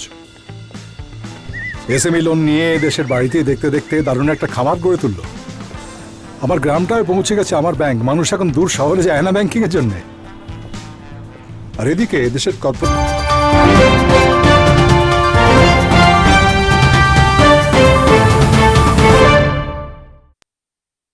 প্রিয় দর্শক, আপনারা দেখছেন টাইমলাইন বাংলাদেশ। ধন্যবাদ সবাইকে আমাদের সাথে থাকার জন্য। বিরতিতে যাওয়ার আগে রিফাত রশিদ, আপনার কাছে প্রশ্ন রেখেছিলাম, সেই প্রশ্নে ফিরে আসি। উমামা ফাতেমা যেটা বলেছেন যে এখানে কে কোন পদে বসবে না বসবে বৈষম্যবিরোধী ছাত্র সংগঠনে, সেটা হেয়ার রোড থেকে আসে। আচ্ছা, উমামা ফাতিমা যেহেতু নিজেও বৈষম্যবিরোধী ছাত্র আন্দোলনের এখনকার কমিটিতে তো অনেক জায়গায় চলে গিয়েছে, যখন বৈষম্যবিরোধী ছাত্র আন্দোলনের ক্রেজ বাংলাদেশে সব থেকে বেশি ছিল, ওই সময় উমামা ফাতিমা 4টা টপ পোস্টের একটা পোস্ট নিয়েছিলেন। উনি কি হেয়ার রোড থেকে তার লেজিটিমেসি নিয়ে এসেছেন কিনা আমার মনে হয় এটা ঠিক তার পরের কথা, সময় কথা বলেছেন। না, আমি যদি বলি, তিনি তার পুরো লাইফটা আপনি দেখবেন, তিনি বলছিলেন যে তিনি নাকি বৈষম্যবিরোধী ছাত্র হেয়ার রোডে বসে অনেকের সাথে কথা বলছিলেন, তাকে নাকি না জানিয়ে, তার সাথে কথাবার্তা তখনও পুরোপুরি হয়নি, তখনই তাকে না জেনে নাকি মুখপাত্র পদ অফার করা হয় এবং তাকে কার্যক্রম কীভাবে পরিচালনা করবে সেগুলো নাকি বোঝাপড়া নিয়ে তিনিও হেয়ার রোডে গিয়েছিলেন এবং হেয়ার রোড থেকেই একরকম তিনি এসেছেন। তিনি যদি বলেন যে তারপরে হয়েছে, তাহলে হেয়ার রোডেই তার সিদ্ধান্তটা হেয়ার রোড থেকে মানে এসেছে। এই কোশ্চেনের অ্যান্সারটা ছেয়ে দেবেন, যেহেতু হলো গিয়ে তিনি ওইখানের ভিতরে আরও অনেকগুলি বলেছেন। আপনি যদি কোনো প্রকার প্রশ্ন তোলেন, তাহলে সেই প্রশ্নের অ্যান্সারটা তো আপনি ভালো দিতে পারবেন, কারণ প্রশ্নটা যে জানে, একটা মানুষ উত্তর করার চেয়ে যে প্রশ্ন করতে পারে সে আসলে উত্তরটা জানে বলে সে প্রশ্নটা করতে পারে, এর উত্তরটা সে আসলে সব থেকে ভালো দিবেন। একটা ইলেকটোরাল প্রসেস হয়েছে, সেখানে উনিও নিজে ভোট দিয়েছেন, ভোট দিয়ে হাস্যোজ্জ্বল একটা ছবিও আপলোড করেছেন। ভোট দেওয়ার পরবর্তীতে কয়েকদিন পর গিয়ে যদি আপনি বলেন যে যেই ভোটের ইলেকশনে আপনি গিয়েছেন, আপনি ভোট দিয়েছেন, আপনি আপনার কনসেন্ট দিয়েছেন, আপনি আপনার মতামত জানিয়েছেন, সেই ভোটটা শুদ্ধ না, তাহলে ব্যাপারটা হাস্যকর হয়ে যায় না? 24-এর নির্বাচন যখন হয়, তখন এই মানুষগুলোই 7 জানুয়ারির নির্বাচনে 6 তারিখ আমরা হলো গিয়ে রাজভাস্কর্যে দাঁড়ায় গোটা বাংলাদেশে। আমরা অল্প কয়েকজন মানুষ, সেখানে আরিফ ভাই ছিলেন, উমামা আপুও ছিলেন, আমরাও ছিলাম, অল্প কিছু মানুষ দাঁড়িয়ে বলেছিলাম, সারা বাংলাদেশে কেউ ওই সময় প্রোগ্রাম করার সুযোগ পায়নি বা কোনো সাহস করে নাই, আমরা করেছিলাম যে নির্বাচন বর্জন করুন, কালকে ভোট দিতে যাবেন না, 7 তারিখ সারাদিন পরিবারকে সময় দিন, এটা ছিল আমাদের হলো গিয়ে ওই প্রোগ্রামের ক্যাম্পেইন। তো আপনার যদি কোনো কিছুতে কনসেন্ট না থাকে, দ্যাট মিনস আপনি ইলেকশনের ভোট দিতেই তো যাবেন না, আপনি ভোট দেবেন আবার বলবেন যে এইটা সবকিছু নির্ধারিত উপর থেকে। তার মানে তাকে কি হেয়ার রোড থেকে কেউ বলেছিল কিনা যে রিফাতকে ভোট দাও বা অমুককে ভোট দাও, তমুককে ভোট দাও? এই কোশ্চেন অ্যান্সারটা আসলে প্লিজ তাদের থেকে আমি তো শুনি সৈকত আরিফ, আপনার কাছে কোনো উত্তর আছে কিনা যে রিফাত রশিদ যেমন বলছেন, what do you think Umama Fatema কোন বেদনা থেকে এই মন্তব্য করেছিলেন? আমি একটু আগে থেকে আসি, একটু আমাকে সময় দেবেন। সেটা হচ্ছে যে রিফাত যেটা বলছিলেন যে অভ্যুত্থানের যদি বিভিন্ন পক্ষ থাকে, তার বিভিন্ন মতামত হবে, তার কারণে এটাতে বিভেদ ঘটবে। তো সেটাই বলছিলাম আমি প্রথম থেকে, যে বাকিদের সবাইকে বের করে দেওয়া গেলে নিজের মতটাকেই অভ্যুত্থানের মতামত আকারে চাপায় দেওয়া যায়। এই প্রসঙ্গেও কিন্তু আমরা 12ই আগস্টে ছাত্র সংগঠনগুলো বৈঠকে আলাপ করেছিলাম। 12ই আগস্টের প্রথম যে বৈঠক, সেই বৈঠকে নাহিদ উপস্থিত ছিলেন, আসিফ উপস্থিত ছিলেন, মাহফুজ উপস্থিত ছিলেন, এবং সেই অভ্যুত্থানে যে এখন জাতীয় সনদ নিয়ে আলোচনা হচ্ছে, ওই সময় ছাত্র ফেডারেশনের পক্ষ থেকে আমরা বলছিলাম যে এটা যেহেতু একটা কোটা সংস্কার আন্দোলন এবং তার প্রেক্ষিতে তার উপর দমন পীড়নে এখানে একটা অভ্যুত্থান গড়ে উঠেছে, ফলে এই অভ্যুত্থানের লক্ষ্যগত জায়গা তো ঠিক হয় নাই, ফলে আমরা এখানে যেহেতু এই অভ্যুত্থানে প্রধানতম নেতৃত্ব আকারে ছাত্র সংগঠনের নেতৃত্বরা ছিলেন, ফলে আমরা সকলে মিলে একটা ঐক্যমত্যের জায়গা তৈরি করতে পারি কিনা যে জুলাই অভ্যুত্থান নিয়ে, যে জুলাই অভ্যুত্থানের আকাঙ্ক্ষা কি, এবং সেইখানে এখানে ডানপন্থী ছেলেমেয়েরা ছিলেন, বামপন্থী ছেলেমেয়েরা ছিলেন, লিবারেল ছেলেমেয়েরা ছিলেন, প্রত্যেকের আলাদা আলাদা মত ছিল, কিন্তু আমরা একটা বিশেষ কিছু জায়গায় ঐক্যমত্যের জায়গায় আসতে পারছিলাম বলেই তো আমরা সবাই একসাথে আন্দোলন করতে পারছি। ফলে বৈষম্য অভ্যুত্থানের পরেও আমরা এই ভিন্ন মত নিয়ে এটার মধ্যে থাকতে পারতাম। যেটা হয়েছে যে ওই সময়ে যে অলিখিত বা ভেতরে ভেতরে যে ঐক্য আমরা দেখেছি, যে শিবিরও এটা নিয়ে কখনো কথা বলেন, এটা নিয়ে দেখবেন সব ছাত্র সংগঠন কথা বলেছে, শিবির কখনো বলে নাই, এবং বৈষম্য বিরোধী ছাত্র আন্দোলন বা এখন যারা এনসিপির নেতৃত্ব হয়েছেন তারা কথা বলেন নাই। ফলে তাদের দুজনের মধ্যকার এক ধরনের ঐক্যের জায়গা আছে। সময় যেহেতু বেশি নেই, সম্পূরক প্রশ্ন করে ফেলি, সেটা হলো গিয়ে ধরুন একই সাথে ছাত্র দলের একজন বৈষম্য বিরোধী ছাত্র আন্দোলনের সেও পোস্টেড এবং বৈষম্য বিরোধী ছাত্র আন্দোলনের পোস্টেড। ছাত্রদল এখানের ভিতরে বা বিএনপি এখানে স্ট্যান্ড নিয়েছে যে স্বৈরাচারী সরকারের যে রাষ্ট্রপতি চুপ্পু তাকে সরানো যাবে না, বৈষম্য বিরোধী ছাত্র আন্দোলন স্ট্যান্ড নিয়েছিল তাকে সরানো যাবে। ওই মুহূর্তে একই সাথে যদি দুইটা পদ একজন মানুষ হোল্ড করে তখন তার পজিশন কী হবে সেটা আপনি বলেন। এই ক্যাওয়াটিক সিচুয়েশনে সে যদি বৈষম্য বিরোধী ছাত্র আন্দোলনের পক্ষ থেকে সে বক্তব্য দেয় যে আমরা স্বৈরাচারী রাষ্ট্রপতি চুপ্পুকে সরানো যায় না, এবং সেইখান থেকে যদি দলের পলিটিক্যাল স্ট্যান্ডার্ড থেকে কোট করা হয়, আমরা তো বলিনি যে কেউ আসতে পারবে না, আমরা বলেছি আপনি আপনার পদটাকে ছেড়ে এখানের ভিতরে আসুন। আবার যদি আপনি আপনার ওই সংগঠনে চলে যেতে চান তখন এই সংগঠন থেকে পদত্যাগ করে চলে যান। এই দরজাটা ওপেন ছিল। পদ থেকে কেউ ছেড়ে আসলে সে সভাপতি হতে পারবে কিনা সেই প্রশ্নটা সে মুখপাত্র হয়েছে, সে তো মুখপাত্র হয়েছে। সময় নেই আমাদের আর বেশি। আচ্ছা ঠিক আছে, সেটা হচ্ছে যে রিফাত যেটা বললেন সেটা হচ্ছে যে এই যে বাকি সকলকে আলোচনার মধ্যে না নিয়ে নিজে একটা মতামত দেয়া এবং সেখানেই বাকি সবাইকে ঐক্যমত্য হইতে হবে, এটা আমরা হাসিনাগিরি দেখতাম, এটাকে আমরা আসলে অ্যাকচুয়াল হাসিনাগিরি বলতাম। হাসিনার আমলে যে হাসিনাগিরি আমাদের সাথে করতে, এটা হচ্ছে অ্যাকচুয়াল হাসিনাগিরি, যে আমি যে মত দিচ্ছি সেটাতেই বাকি সবাইকে একমত হইতে হবে, আমি ঠিক, বাকিদের কারো মতামতের জায়গা না। আরেকটা বিষয়ে যেতে চাই আমি, খুব আরেকটা সংক্ষিপ্ত প্রশ্ন আমি বলি। উমামা ফাতেমা সেদিনকার লাইভ নিয়ে অনেক আলাপ আলোচনা হচ্ছে। উমামা ফাতেমা নিজেই বলেছেন যে তিনি দায়িত্ব ছাড়ার পরে, মানে ছাত্র ফেডারেশন করার সময়ে অভ্যুত্থানে তার যে ভূমিকা, এটাকে যতখানি দেখা হইতো, ছাত্র ফেডারেশন ছাড়ার পরে তার ভূমিকাকে আসলে অনেক বেশি উজ্জ্বল জায়গায় দেখা হচ্ছে। এটার পেছনের রাজনৈতিক কারণটা আমি বলতে পারি, সেটা হচ্ছে যে যখনই কোনো এই অভ্যুত্থানের নেতৃত্বদের অভ্যুত্থানকে গ্র্যাব করার যে অনুভূতি, মানে চেষ্টা ছিল, সেই চেষ্টার ক্ষেত্রে উমামা ফাতেমা সবসময় একটা অবস্ট্রাকল ছিলেন, কারণ তিনি একটা ছাত্র সংগঠনের ঢাকা বিশ্ববিদ্যালয়ের সাধারণ সম্পাদক ছিলেন, এবং সেই সংগঠনের ফ্যাসিবাদ বিরোধী লড়াই একটা দীর্ঘ ভূমিকা আছে। আমরা ফ্যাসিবাদ বিরোধী ছাত্র ঐক্য গড়ে তুলেছি, এখানে ফ্যাসিবাদের বিরুদ্ধে একটি মাত্র কাঠামো গড়ে উঠেছিল, সেটিও হচ্ছে আমরা সেই সময়ে গুরুত্বপূর্ণ ভূমিকা রেখেছি। ফলে এই যে সকল অভ্যুত্থানের সকল মুখ এনসিপির সাথে আছে, ফলেই হইতেছে যে তাকে বেশি বেশি জায়গা দেওয়ার চেষ্টা করা, এই ধরনের জায়গাগুলো থাকতে পারে। আমি যেহেতু অভ্যুত্থানের পরে মানে বিশেষত উমামা ফাতেমা ছাত্র ফেডারেশন ছাড়ার পরে তার সাথে রাজনৈতিক বিষয় অন্তত আমার ডিসিশনের মধ্যে তারা নাই, বা আমাদের সম্মিলিত সিদ্ধান্তের ভিতরে তিনি ছিলেন না, ফলে আমরা সেটা নিয়ে কথা বলতেছি। ধন্যবাদ আপনাকে। আমি দেখছি গণঅভ্যুত্থানে যারা ছিল তাদের মধ্যে যে বিভেদ হয়ে গেছে, সেই জায়গা থেকে আমি শুনতে চাই ফারহান আপনার কাছ থেকে, যে আপনারা যেমন শিবির সম্পর্কেও বলছেন যে গুপ্ত সংগঠন, সুপ্ত সংগঠন, কিন্তু এই শিবিরের সাথেই তো আপনারা নিজেরাও নিপীড়িত হলেন 15 বছর, নিজেরাও আন্দোলন করলেন 15-16 বছর। তাহলে এই বিভেদটা কি কেন সৃষ্টি হলো এবং কি হচ্ছে, আসলে লাভ কি হচ্ছে, আপনারা এটা নিজেরা বুঝেন কিনা? আচ্ছা, ছাত্র শিবিরের সাথে আমাদের বিভেদ, শিবিরের সাথে, হ্যাঁ, ছাত্র শিবিরের সাথে আমাদের বিভেদ ঐতিহাসিক, ঠিক আছে, এটা একদম ট্রু। ছাত্র শিবিরের সাথে অন্যান্য ছাত্র সংগঠনের চেয়ে সবচেয়ে বেশি ঝামেলা আমাদের সাথেই হয়েছে অলওয়েজ, এবং তারা সবসময় আমাদেরকে প্রতিপক্ষ হিসেবে ভেবেছে, কারণ এটা পলিটিক্স অফ ইন্টারেস্ট বেসিক্যালি। এবং আপনি দেখবেন যে ছাত্র শিবিরের সাথে আপনার একসময় তো সরকার পতন আন্দোলন করেছি, সেটা ঠিক আছে, কিন্তু সেটা যেমন এবারও তো আমরা সবাই মিলেই প্ল্যাটফর্মে ছিল, একই সাথে সব এই বৈষম্য বিরোধী আন্দোলন কিন্তু সব ছাত্র সংগঠনের নিজস্ব এজেন্ডা নিয়ে, নিজস্ব কর্মসূচি নিয়ে একটা প্ল্যাটফর্মে একত্রিত হয়েছে। সেটাও ছিল সরকার পতনের যে আন্দোলন, সেই প্ল্যাটফর্মে থেকে একত্রিত থেকে আন্দোলন। কিন্তু বিএনপির সাথে জামায়াতের একটা নির্বাচনী কৌশলগত জোট ছিল, এবং আপনি এখানে ছাত্রদলের সাথে ছাত্র শিবিরের কিন্তু কোনো জোট ছিল না, দুটো আলাদা আলাদা ছাত্র সংগঠন। পলিটিক্যাল ইন্টারেস্টের জায়গাতে কমন ইন্টারেস্ট যেখানে হয়েছে, সেখানে আমরা যেখানে আন্দোলন করেছি সেখানে তারা এসে আন্দোলন করেছে, হয়তো পারস্পরিক সহযোগিতাটা হয়েছে সেভাবে। কিন্তু একটা গুরুত্বপূর্ণ কথা, সেটা হচ্ছে যে আমরা বেসিক্যালি 2013-র পরে আমি পার্সোনালি কখনোই ছাত্র শিবিরের কাউকে আমার পাশে পাইনি, এবং আমরা দেখেছি যারা দীর্ঘদিন যাবৎ আমাদের উপরে ঢাকা বিশ্ববিদ্যালয় ক্যাম্পাসে আক্রমণ করেছে, হামলা করেছে, আমরা জানি না আসলে হু আর দে, মানে এই যে একটা আইডেন্টিটি ক্রাইসিস নিয়ে তারা দীর্ঘদিন যাবত রাজনীতিটা করে এসছে, এবং আমরা এই অভ্যুত্থানের পরবর্তীতে দেখলাম ছাত্র শিবিরের সভাপতি একটা সংগঠনের ভিতরে থেকে জয় বাংলা স্লোগান দিয়ে এসেছে। আপনি দেখেন তারা এটা এসে বলছে যে এটা আমাদের কৌশল ছিল, কিন্তু এখন এই কৌশলটাকে তারা এক ধরনের নীতিতে পরিণত করেছে। আপনি কৌশল, ইটস ওকে ফাইন, রাজনৈতিক কৌশল নিতে পারেন, কিন্তু কৌশল যখন আপনার নীতি হয়ে দাঁড়াবে তখন আপনি আসলে এটা মুনাফিকি পলিটিক্স হয়। আপনি রাজনীতি করছেন, আপনার নিজস্ব স্বকীয়তা আছে, সংগঠন আছে, কিন্তু সংগঠনের আমাদেরও সংগঠন ছিল, আমরা যখন তারা এই রাজনীতিটা করে যাচ্ছে আমরাও তো আমাদের রাজনৈতিক কৌশল ছিল। তাহলে আপনি এবার চিন্তা করার বিষয় যারা রাজনৈতিক সচেতন ব্যক্তি কোন কৌশলটা অ্যাকুরেট ছিল। বেসিক্যালি আমরা যখন স্বৈরাচার পতনের আন্দোলন করি, ব্যক্তিগতভাবে আমিও অসংখ্যবার নির্যাতিত হয়েছি, গুলি খেয়েছি, আমরাও গুলির মুখে লড়াই করেছি। তারা যে ন্যারেটিভটা উপস্থাপন করার চেষ্টা করে সেটা হচ্ছে যে, আমি একটু শেষ করে দেবো যেহেতু বলার সুযোগ পাইনি, ন্যারেটিভটা হচ্ছে যে আমরা কৌশলগতভাবে আমাদেরকে পিষে দেওয়ার একটা প্রক্রিয়া ছিল। পিষে দেওয়ার প্রক্রিয়াটা আসলে সবার উপরেই ছিল, গুলি আমাদের উপরে, আমাদের অসংখ্য সহযোদ্ধা এই পৃথিবী থেকে হারিয়ে গিয়েছে, গুম হয়েছে, অনেকের লাশ খুঁজে পাইনি আমরা, কিন্তু তারা এটাকে ন্যারেটিভ আকারে উপস্থাপন করেছে। ফাইন, আপনার সেটা হচ্ছে চুপ থেকেছেন আপনি, কিন্তু চুপ থেকে আপনি কি করেছেন আমরা দেখেছি, আপনি চুপ থেকে একটা নিষিদ্ধ সংগঠন যেটা এখন নিষিদ্ধ হয়েছে ছাত্রলীগ, তাদের সাথে মিলেমিশে আপনারা স্লোগান দিয়েছেন। এখন কথা হচ্ছে যেদিন আমার উপরে গুলি হলো, যেদিন আমার উপরে আক্রমণ হলো, ছাত্রলীগ যেদিন আমার উপরে আক্রমণ করেছে, সেদিন আপনার অবস্থানটা কী ছিল আসলে? আপনি সেদিন নিশ্চয়ই ওই ছাত্রলীগের সাথে জয় বাংলা জয় বঙ্গবন্ধু বলেছেন।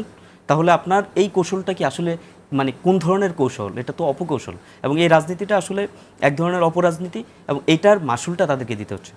আচ্ছা, ঠিক আছে, ধন্যবাদ আপনাকে। সময় খুবই কম, দুটি প্রশ্ন আমি করতে চাই রিফাত রশিদ আপনাকে।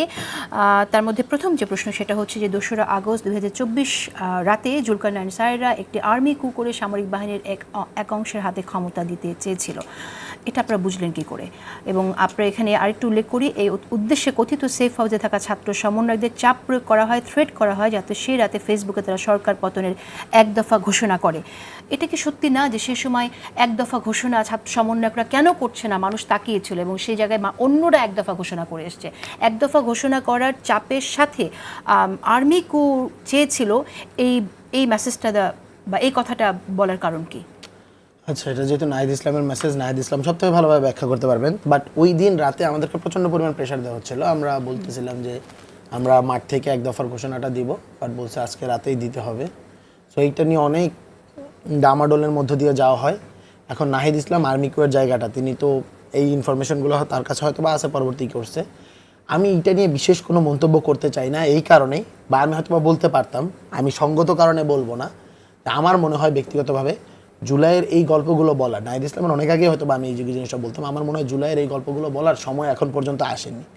জুলাইয়ের অনেকগুলো ইতিহাস, যে সত্য ইতিহাস যদি আমরা বলি, আজকে জুলাইয়ের অনেক বড় বড় হিরো বানানো হয়েছে যাদেরকে, যারা জুলাইয়ের ভিলেনে পরিণত হবে, জুলাইয়ের গাদ্দারে পরিণত হবে। আবার অনেক ভিলেন যাদেরকে বানানো হয়েছে তারা জুলাইয়ের হিরোতে পরিণত হবে। এই গল্পগুলো এই জন্যই বলা হচ্ছে না, কারণ আমার মনে হয় গল্পগুলো বলার সময় এখনো আসেনি। বাংলাদেশ রাষ্ট্রটা একটা স্টেবল জায়গায় যাক, একটা সুন্দর জায়গাটা আসুক। গল্পগুলো বললে কি আনস্টেবল হয়ে যাবে মনে করছেন? এইটা তো মানে ক্রেডিট ভাগাভাগির জায়গাটা। আমি যদি সব থেকে বড় একটা কথা বলি, যে 5 তারিখ রাতে তারেক রহমানের সাথে যে মিটিংটা হয়েছিল, সেই মিটিংয়ে যে কথা হয়েছিল সবগুলো কথা কি আমি পাবলিক করব? অবশ্যই না। না, কিন্তু আপনারা যে জাতীয় সরকার, আমি একটু বলি, আপনারা যেমন প্রধান উপদেষ্টা কে হবে এটা কিন্তু আমরা পাবলিকলি অ্যানাউন্স করলেন যে আমরা প্রধান উপদেষ্টা তাকে চাই। জাতীয় সরকারিটা তখন আপনারা কেন পাবলিকলি বললেন না যে আমরা জাতীয় সরকার করতে চাই? আপনারা গোপনে কোথায় বলেন? আমরা তো শুনতে চাই। আমরা কি বললাম, রাজনৈতিক দলগুলোকে, আপনি একটা রাষ্ট্র যখন একটা ভোলাটাইল সিচুয়েশনে আসে, আপনার তো সেই জায়গাটাতে ঐক্যমত্যের জায়গাটা তৈরি হওয়াটা বেশি জরুরি, তাই না? আপনি সকল রাজনৈতিক দলকে যদি আপনি আস্থায় আনেন, ওইটা হলো ওই সময় রাষ্ট্রের সব থেকে গুরুত্বপূর্ণ। আমি এখনো বিশ্বাস করি ঐক্যমত্য কমিশনে যেই ঘটনাগুলো ঘটছে, যেই কর্মসূচিগুলো নেওয়া হয়েছে, ইনিশিয়েটিভ নেওয়া হয়েছে, সেগুলো আসলে হবে কি হবে না। তখন কোনো দল না চাইলেই যে অনৈক্য হয়ে যাবে এমন তো না। তখন তো তারাও একটা ব্যাখ্যা আমি আপনাকে ছোট করে বলি, হ্যাঁ, বিএনপিকে যখন প্রপোজ করা হয়, বিএনপি না বলে। জামাতকে যখন প্রপোজ করা হয়, বলছে যে বিএনপি না গেলে আমরা কিভাবে যাবো, আমরা না বলছে। এবং বিএনপি জামাত যদি বাংলাদেশের দুইটা মেজর রাজনৈতিক দল যদি না যায়, এবং পরবর্তীতে অন্য যাদের সাথে কথা বলেছে তারা একই কথা বলেছে, বিএনপি জামাত যাবে না, আমরা কিভাবে যাব? সো আপনি যখন বিএনপি যে সিদ্ধান্তগুলো দিচ্ছেন, এখন কি যে সিদ্ধান্তগুলো দিচ্ছেন, যদি বলেন যে ওই সময়ের ভিতরে দিকে তাকিয়ে বলছেন, নাকি এখন পাওয়ার বেশি হয়ে গেছে বলে আপনারা নিজেরা দ্যাটস নট পাওয়ার বেশি। আপনি জাতীয় সরকারকে কি আপনি পাওয়ার দিয়ে ডিস্ট্রিবিউট করবেন? আপনাদের ডিমান্ড তো আপনারা তো বলছেন জুলাই সরকার জিনিসটা মানে তো না হলে আপনারা জাতীয় সরকার ব্যাপারটাই তো আপনি জুলাই সনদ সাইন করবেন না, কথাগুলো তো এখন আচ্ছা, আপনি তাহলে আপনি 2টা মিনিট সময় দেন। আপনারা যদি বলেন সেটা হলো কি এনসিপি বলেছে, এনসিপি একটা নিজস্ব রাজনৈতিক দল, জামাত বা বিএনপি ওই সময় যেমন না এসেছে বা আসেনি, রাজনৈতিকভাবে একইভাবে স্ট্যান্ড নেওয়া হয়েছে। এবং এই যে এনসিপিকে একটা রাজনৈতিক দল আকারে বৈষম্য ছাত্র আন্দোলনের সমন্বয়কদের একটা রাজনৈতিক দল আকারে ভয়েস আকারে রিপ্রেজেন্ট করা বা তাদেরকে ওইভাবেই দাবি দাওয়া আদায় করতে হবে, তাদের কথা বলতে হবে, এইটাও বাধ্য করা হয়েছে 5 তারিখে। যখন কিনা দেখুন আমরা যখন সেনাবাহিনীর কথা বলা হয়েছে যে সেনাবাহিনীকে হলো গিয়ে সেনাবাহিনী এই মুহূর্তে দরকার, সেনাবাহিনী সরকার বিভিন্ন জায়গা থেকে টুকটাক স্লোগান দেওয়া হচ্ছিল বা দেওয়ানো হচ্ছিল, তখন কিন্তু আমরা শাহবাগ থেকে স্পষ্টভাবে বলি বাংলাদেশের ভবিষ্যৎ নির্ধারিত হবে শাহবাগে জনতার মঞ্চ থেকে, ক্যান্টনমেন্ট থেকে নয়। কিন্তু 5 তারিখে স্বৈরাচারী শেখ হাসিনার পলায়নের পরবর্তীতে আমরা দেখতে পেয়েছি রাজনৈতিক দলগুলো সেনাপ্রধানের কাছে ক্যান্টনমেন্টে এবং স্বৈরাচারী শেখ হাসিনার যে রাষ্ট্রপতি ছিল চুপ্পু, সেই বঙ্গভবনে গিয়ে হলো গিয়ে মিটিং করে এসেছে। এর ফলে যেই জিনিসটা হয়েছে, আপনি ওই দিনই বিপ্লবীদের যে কথা, বিপ্লবীদের যে ঘোষণা সেটাকে ডিনাই করে দিয়েছেন। আমাকে একটু বলতে দেন, আপনি যখন বিপ্লবীদের ঘোষণাকে ডিনাই করে দিয়েছেন এবং রাজনৈতিক দলগুলোকে, আমি যদি এক লাইনে বলি, রাজনৈতিক দলগুলো ওই দিন বিপ্লবীদের সাথে বেইমানি করেছে। ফলত যে ঘটনাটা ঘটে গিয়েছে, যে রাজনৈতিক দলগুলোকে মানে বাংলাদেশের যে কোনো ঘটনাকে এবং ঐক্যমত্য কমিশনে শুধুমাত্র রাজনৈতিক দলগুলোকে জায়গা দেওয়া হয়েছে। আপনি দেখুন সেখানে বৈষম্যবিরোধী ছাত্র আন্দোলনের প্রতিনিধি নাই, আর 20টা সেকেন্ড সময় নিচ্ছে, ওইখানে বৈষম্যবিরোধী ছাত্র আন্দোলনের প্রতিনিধি নেই, শহীদ পরিবার নেই, আহতরা নেই। ফলত যে কোনো কথা আপনি বলতে গেলে রাজনৈতিক দল আকারে, রাজনৈতিক ভয়েস আকারে আপনাকে কথা বলতে হয়েছে। এই জন্য এনসিপি যতটা নিজের রাজনৈতিক দল তৈরি করেছে, তার থেকে আমরা বলবো এনসিপিকে রাজনৈতিক দল তৈরি করতে, এনসিপি হিসেবে তৈরি করতে তাদেরকে বাধ্য করা হয়েছে। That's it. আচ্ছা, ঠিক আছে, এক নিঃশ্বাসে আপনি অনেকগুলো কথা বললেন, কিন্তু আপনারা শেখ হাসিনার পতনের জন্য যে আন্দোলন করেছেন, সেই জায়গায় যে ভূমিকা রেখেছেন, এরপরেই আপনারা যে দোষগুলো এখন অন্যান্য দলেরকে দিচ্ছেন, তো সেটা আপনারা ঠেকাতে পারলেন না, এটা তো বিশ্বাস করা খুব কষ্টকর হবে। আপনারা নিজেরাও তো গেছেন,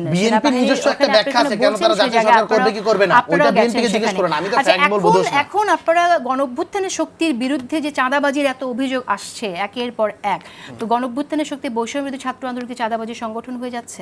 বৈষম্যবিরোধী ছাত্র আন্দোলন চাঁদাবাজি সংগঠন হয় নাই। আপনি যদি ফেসবুকে বা হলো গিয়ে নিউজ মিডিয়ায় দেখেন, মানে বিশেষ করে রিয়াদের ঘটনাটা যেভাবে হাইলাইট হয়েছে বা হয়েছে, আর অনেক ঘটনা আছে, আপনি চাইলে প্রতি সপ্তাহে ঘটনা আপনি সপ্তাহে দিতে পারেন। আমি এখন বলি বৈষম্যবিরোধী ছাত্র আন্দোলন দীর্ঘদিন যাবত কেন্দ্রীয় নেতৃত্ব ছিল না। যখন কেন্দ্রীয় নেতৃত্ব ছিল তখন এই ধরনের ঘটনা খুবই কম, বিচ্ছিন্ন ঘটনা ছিল। পরবর্তীতে দীর্ঘদিন যাবত কেন্দ্রীয় নেতৃত্ব ছিল না, বা ছিল না বললে ভুল হবে, মোহাম্মদ ফাতিমা আপুর কাছে যখন হলো কি কেন্দ্রীয় নেতৃত্বটা ছিল, তখন এই ভোলাটাইল সিচুয়েশনটা তৈরি হয়েছে। আমরা আসার পরে এই জিনিসটা ড্যামেজটা কন্ট্রোল করতেছি, আপনি দেখতে পেয়েছেন। চাঁদাবাজি তাহলে দায় মামার উপরে, ওই সময় তার কাছে ছিল, সে পারে নাই, সে কন্ট্রোল করতে পারে না, সে মুখপাত্র সব কন্ট্রোল করে। ওই সময় তো একক নেতৃত্ব, টপ 4 পদের সে একজন ছিল। আপনি কি ওই সংগঠনের দায়টা ওই সময় নেবেন না? নেতৃত্ব আকারে তো আপনি সামনে ছিলেন, আপনি যখন এই দায়টা নেন নাই তখন তো আমারই সেই কাজগুলো করতে হয়েছে। আমি দুঃখিত সৈকত এবং ফারহান, আপনাদের সময় দিতে পারছি না, আমরা 30 সেকেন্ডস আপনি যদি কিছু বলতে চান। যেটা বলি যে এনসিপি মানে যেহেতু অভ্যুত্থানের নেতৃত্বরা এখানে একটা রাজনৈতিক দল করেছেন, তারা কি ধরনের গণতন্ত্র বাংলাদেশের মানুষকে দিতে পারেন সেটার জন্য বৈষম্য একটা খুবই দারুণ উদাহরণ হইতে পারে বাংলাদেশের মানুষের কাছে। দ্বিতীয়ত বলি যে এই যে চেষ্টা যে আমার মতেই বাকি সকলকে ঐক্যমত্য হইতে হবে, এবং এই কারণে আমি বাকি সকলকে বের করে দিলাম, যেটার কথার প্রমাণ মধ্য দিয়েও আসতেছে, আমি অসংখ্য রেফারেন্স সেটা দিতে পারি। তো এইটার মধ্য দিয়ে আসলে একজনের গণতান্ত্রিক আচরণটা সামনে আসে। 30 সেকেন্ড অ্যাড করতে চাই প্লিজ। ধন্যবাদ। 10 সেকেন্ড একদমই সময়। আমার একেবারেই সংক্ষিপ্ত কথা, অনেক কথাই হয়েছে, যেহেতু সময় কম পেয়েছি, আমি মনে করি যে ক্রেডিটের যে রাজনীতিটা করা হচ্ছে এটাই এক ধরনের মুনাফিকি পলিটিক্সের উদাহরণ।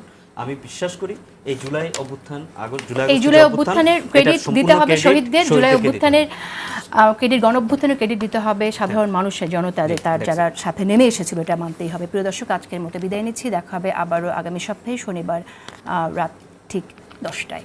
ভালো থাকুন সবাই।